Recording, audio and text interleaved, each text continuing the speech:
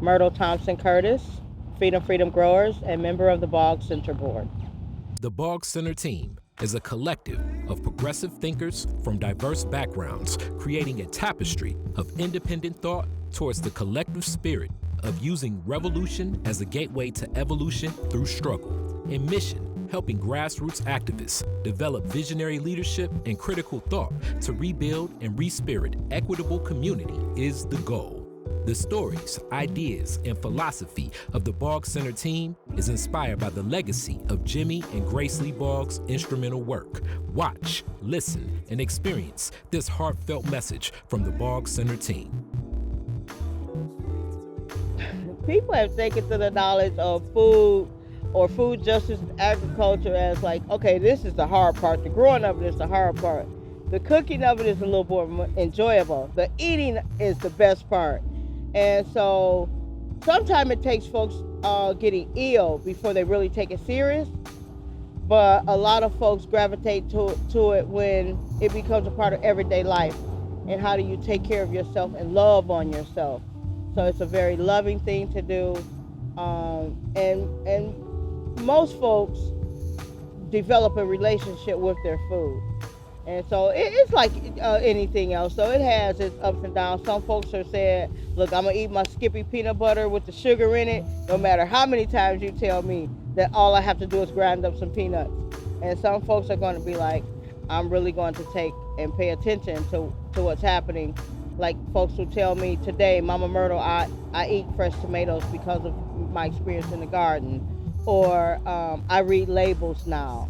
And I understand that the fewer things and the fewer hands that touch my food, the better it is for me.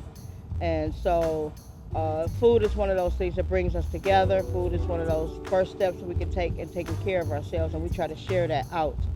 And through education and making it fun and delicious helps in that process.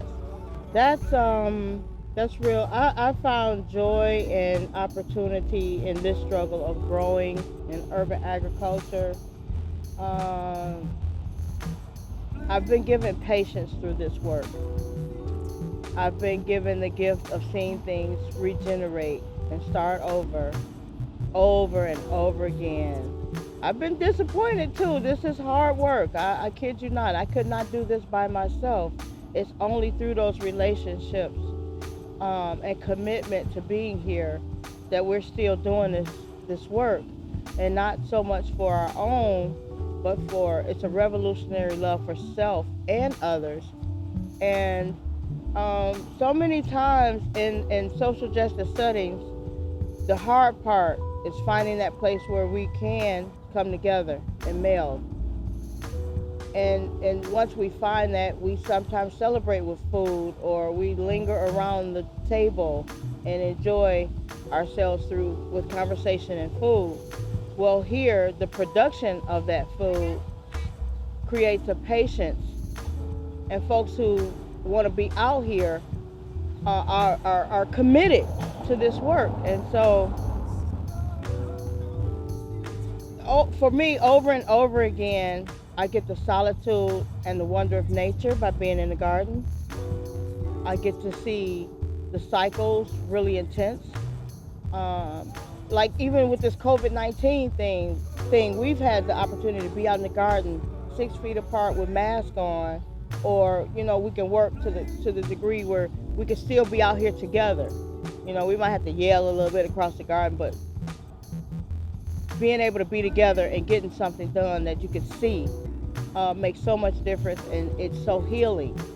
The therapeutic touch of being in the soil is healing. And so through those relationships with others, long-term relationships at this point, creates a sense of connection and healing. And so that's just overall really good feeling in this struggle. Because all the pieces of the struggle are important. Everybody holds their piece. And mine just happens to be, I think it grounds me a little bit more each time I'm out here in the garden.